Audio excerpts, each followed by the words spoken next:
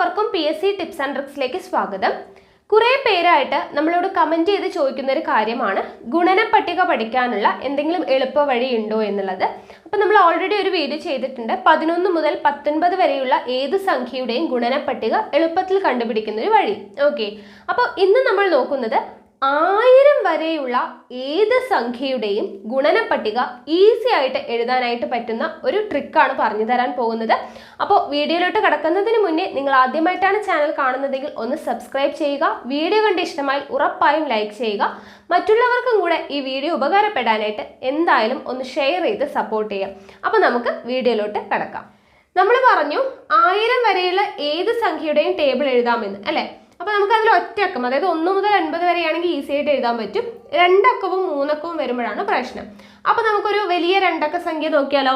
ഇപ്പോൾ 78 എന്ന് പറയുന്ന സംഖ്യയുടെ ടേബിളാണ് നമുക്ക് എഴുതേണ്ടതെന്ന് വെക്കുക. ഓക്കെ, 78ൻ്റെ. അപ്പോൾ അതെങ്ങനെയാണ് എഴുതുന്നതെന്ന് ഞാൻ കാണിച്ചു തരാം, ശ്രദ്ധിച്ചിരിക്കുക.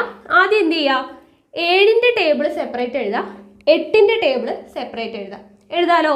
7ൻ്റെ ടേബിൾ നമുക്കറിയാം, ഒരു 7 7, 2 7 14, 3 7 21, 4 7 28, 5 7 35, 6 7 42, 7 7 49, 8 7 56, 9 7 63, 10 7 70. ഓക്കെ, ഇത്രയും എഴുതി. 7ൻ്റെ ടേബിൾ കംപ്ലീറ്റ് ആയി. ഇനി എന്ത് ചെയ്യണം, 8ൻ്റെ ടേബിൾ 78 ആണ്. അപ്പോൾ 7ൻ്റെ എഴുതുക, അടുത്തത് 8ൻ്റെ ടേബിൾ എഴുതുമ്പോൾ ഒരു 8 8, 2 8 16, 3 8 24, 4 8 32, 5 8 40, 6 8 48, 7 8 56, 8 8 64, 9 8 72, 10 8 80. ഓക്കെ, അപ്പോൾ 8ൻ്റെ ടേബിളും എഴുതി കഴിഞ്ഞു. ഇനി ചെയ്യേണ്ട കാര്യം, ഈ 8ൻ്റെ ടേബിളിലെ ലാസ്റ്റ് വരുന്ന അതായത് ഒറ്റയുടെ സ്ഥാനത്ത് വരുന്ന സംഖ്യകളെ ഇങ്ങോട്ട് മാറ്റി എഴുതാം. അതായത് ഇതാ ഇതിനിങ്ങനെ നമുക്ക് ഭാഗിക്കാം. 8ൻ്റെ ടേബിളിലെ സംഖ്യയെ ഇങ്ങനെ ഭാഗിക്കാം. ഏറ്റവും ലാസ്റ്റ് വരുന്ന 8ൻ്റെ ടേബിളിലെ സംഖ്യനെ ഭാഗിച്ചിട്ട് ഈ ഒറ്റയുടെ സ്ഥാനത്ത് വരുന്ന നമ്പേഴ്സിനെ അതുപോലെ എടുത്തെഴുതുക കേട്ടോ. അപ്പോൾ ഒറ്റയുടെ സ്ഥാനത്ത് വരുന്ന നമ്പർ എങ്ങനെയാണ്, 8 അല്ലേ, 8 ഇവിടെ ഉണ്ട്, 6 4 2 0, 8 6 4 2 0. ഓക്കെ, ഒറ്റയുടെ സ്ഥാനത്ത് വരുന്ന നമ്പേഴ്സ് അതുപോലെ എടുത്തെഴുതി. ഓക്കെ ആണല്ലോ. ഇനി ചെയ്യേണ്ട കാര്യം, ഈ 7ൻ്റെ ടേബിളിൽ വരുന്ന സംഖ്യേനെ ഇവിടെ 8ൻ്റെ ഒറ്റയുടെ ഭാഗത്തുള്ളത് എഴുതി, ബാക്കി എന്താണുള്ളത്, 10ൻ്റെ സ്ഥാനത്തുള്ള സംഖ്യകളുണ്ട്. അപ്പോൾ ഈ 7ൻ്റെ ടേബിളിലുള്ള സംഖ്യകളെ ഈ 10ൻ്റെ സ്ഥാനത്തുള്ള ഈ സംഖ്യകൾ തമ്മിൽ കൂട്ടി എഴുതാം. ഓക്കെ, ഇങ്ങനെ ഇവിടെ 8 ഈ ഭാഗത്താണ്. അപ്പോൾ ഇങ്ങനെ ഈ സംഖ്യകൾ തമ്മിൽ കൂട്ടി എഴുതുക. ഓക്കെ, ഒറ്റയുടെ സ്ഥാനത്തുള്ള സംഖ്യ അതുപോലെ എടുത്തെഴുതി. ഈ 7ൻ്റെ പട്ടികയിലുള്ള സംഖ്യകളെ ഈ 8ൻ്റെ 10ൻ്റെ സ്ഥാനത്ത് കിടക്കുന്ന ഈ സംഖ്യകൾ തമ്മിൽ കൂട്ടി എഴുതാലോ. ഇവിടെ 7, ഇവിടെ 8 കഴിഞ്ഞ് ഇപ്പുറത്ത് ഒന്നുമില്ല, അതായത് 0 എന്നാണ് അർത്ഥം. അപ്പോൾ 7ഉം 0ഉം കൂടെ ചേർത്താൽ 7. ഓക്കെ, ഒരു 78 അല്ലേ വരിക. അടുത്തത് നോക്കുക, ഇവിടെ 14 ഇവിടെ എന്താണ്, 16ലെ 6 നമ്മൾ എവിടെ എഴുതി, ഇവിടെ ബാക്കി 1 ഈ ലൈനിൻ്റെ ഇപ്പുറത്തുള്ളത് കൂട്ടുക കേട്ടോ. 14ഉം ഇവിടെ 1, 14 ഒന്നും കൂടെ കൂട്ടിയാൽ 15. ഓക്കെ, അടുത്തത് നോക്കുക, ഇവിടെ 21, ഇവിടെ 24ലെ 4 നമ്മൾ അവിടെ എഴുതിയിട്ടുണ്ട്, 2 ഇവിടെ കിടക്കുന്നുണ്ട്. അപ്പോൾ 21ഉം 2ഉം കൂടെ കൂട്ടുമ്പോൾ 23. അടുത്തത് നോക്കുക, 28ഉം ഇവിടെ 3, 28ഉം 3ഉം കൂടെ കൂട്ടിയാൽ എത്രയാണ്, 31 അല്ലേ. 28ഉം 3ഉം കൂടെ കൂട്ടിയാൽ 31. അടുത്തത് 35ഉം 4ഉം 35 4 എത്രയാണ്, 39. ദെൻ 42ഉം 4ഉം അല്ലേ, 42ഉം 4ഉം കൂടെ കൂട്ടുമ്പോൾ 46. ദെൻ 49ഉം 5ഉം കൂടെ കൂട്ടിയാൽ 49 5 എത്രയാണ്, 54. ദെൻ അടുത്തത് 56 56ഉം 6ഉം കൂടെ കൂട്ടിയാൽ 62. ദെൻ 63ഉം 7ഉം കൂടെ കൂട്ടിയാൽ 70. ഇവിടെ 70 ഉണ്ട്, ഇവിടെ ഒരു 8 ഉണ്ട്, 70ഉം 8ഉം കൂടെ കൂട്ടിയാൽ 78. ഓക്കെ ആണല്ലോ. ഇത്രയേ ഉള്ളൂ. അപ്പോൾ നമ്മൾ എന്താണ് ചെയ്തത്, 78ൻ്റെ ടേബിൾ ആണെങ്കിൽ 7ൻ്റെ ടേബിൾ എഴുതി, 8ൻ്റെ ടേബിൾ എഴുതി, എന്നിട്ട് ലാസ്റ്റ് വരുന്ന നമ്പേഴ്സിനെ അതുപോലെ എടുത്തെഴുതി, ബാക്കിയുള്ള ഈ നമ്പേഴ്സ് തമ്മിൽ കൂട്ടി എഴുതി. 7ൻ്റെ ടേബിളിലുള്ള നമ്പറിനെ ബാക്കിയുള്ള ഈ സംഖ്യകൾ തമ്മിൽ കൂട്ടി എഴുതി നമ്മുടെ 78ൻ്റെ ടേബിൾ ആയി കഴിഞ്ഞു. ഓക്കെ ആണല്ലോ, വളരെ എളുപ്പമല്ലേ. അപ്പോൾ നമുക്ക് ഇത്രയും വലിയ സംഖ്യകളുടെയൊക്കെ ടേബിൾ ആവശ്യമുണ്ടെങ്കിൽ ഇതുപോലെ ഒന്ന് ജസ്റ്റ് ഒന്ന് എഴുതി വെച്ച് കഴിഞ്ഞാൽ നമുക്ക് ഈസി ആയിട്ട് കണ്ടുപിടിക്കാൻ പറ്റും. ഇത്രയേ ഉള്ളൂ. ഓക്കെ ആണല്ലോ. അടുത്തത് നമുക്ക് മൂന്നക്ക സംഖ്യയുടെ ടേബിൾ നോക്കാം. ഇവിടെ നോക്കാം, മൂന്നക്ക സംഖ്യ. ഇപ്പം നമുക്ക് 123 എന്ന് പറയുന്ന ഒരു സംഖ്യയുടെ ടേബിളാണ് നമുക്ക് കണ്ടുപിടിക്കേണ്ടതെന്ന് വിചാരിക്കുക. അപ്പം നമ്മൾ എഴുതേണ്ടത് നമ്മൾ നേരത്തെ ചെയ്തതിൽ നിന്നും ചെറിയ വ്യത്യാസമുണ്ട്. അപ്പം നിങ്ങൾ ശ്രദ്ധിക്കുക. ഇവിടെ 1ന്റെ ടേബിൾ എഴുതുക, 2ന്റെ ടേബിൾ എഴുതുക, 3ന്റെ ടേബിൾ എഴുതുക. അത് നമ്മൾ നേരത്തെ ചെയ്തതുപോലെ തന്നെ ഓരോന്നിൻ്റെയും സെപ്പറേറ്റ് ടേബിൾ എഴുതുക. അതറിയാലോ. 1ന്റെ ടേബിൾ എന്ന് പറയുമ്പോൾ നമുക്കറിയാം 1, 2, 3, 4, 5, 6, 7, 8, 9, 10. ഇതാണ് 1ന്റെ ടേബിൾ, എല്ലാവർക്കും അറിയാം. 2ന്റെ ടേബിൾ എന്ന് പറയുമ്പോൾ 2, 4, 6, 8, 10, 12, 14, 16, 18, 20. ഇതാണ് 2ന്റെ ടേബിൾ. ദെൻ 3ന്റെ ടേബിൾ എന്ന് പറയുമ്പോൾ 1, 3, 3, 2, 3, 6, 3, 3, 9, 4, 3, 12, 5, 3, 15, 6, 3, 18, 7, 3, 21, 8, 3, 24, 9, 3, 27, 10, 3, 30. ഓക്കെ, അപ്പോൾ 1ന്റെ ടേബിൾ എഴുതി, 2ന്റെ ടേബിൾ എഴുതി, 3ന്റെ ടേബിൾ എഴുതി. ഇനി ചെയ്യേണ്ട കാര്യം ശ്രദ്ധിക്കാം. 2 അക്കം അല്ലാതെ ഓരോ അക്ക സംഖ്യ ആണെങ്കിൽ ഏതൊക്കെ സ്ഥാനത്ത് കിടക്കുന്നോ ആ സംഖ്യയിലേക്ക് അതുപോലെ തന്നെ എടുത്തെഴുതാം. ഓക്കെ, ഒരക്ക സംഖ്യ ആണെങ്കിൽ അതുപോലെ എടുത്തെഴുതാം. 2 അക്കം വരുന്നുണ്ടെങ്കിൽ ഒന്ന് അവിടെ നിർത്തി നമ്മൾ ശിഷ്ടം ബാക്കിലോട്ട് ഇട്ട് കൊടുക്കില്ലേ, അങ്ങനെ ഇട്ട് കൊടുത്തിട്ട് കൂട്ടുകയാണ് ഇവിടെ ചെയ്യേണ്ടത്. ഓക്കെ, അപ്പോൾ ആദ്യം നമ്മൾ ചെയ്യേണ്ടത് ലാസ്റ്റിലെ സംഖ്യകളെ അതുപോലെ എടുത്തെഴുതാം. നമ്മൾ നേരത്തെ ചെയ്തില്ലേ അതുപോലെ തന്നെ അവസാനത്തെ സംഖ്യ എടുത്തെഴുതാം. എങ്ങനെ? 3, 6, 9, 12ന്റെ 2, 15ന്റെ 5, 18ന്റെ 8, 21ന്റെ 1, 24ന്റെ 4, 27ന്റെ 7, 0. അവസാനത്തെ സംഖ്യകളെ എടുത്തെഴുതി. ഇനി ചെയ്യേണ്ട കാര്യം ബാക്കിയുള്ളത് ഇവിടെ ഒറ്റ സംഖ്യ ആണെങ്കിൽ അത് അതുപോലെ തന്നെ എഴുതാം.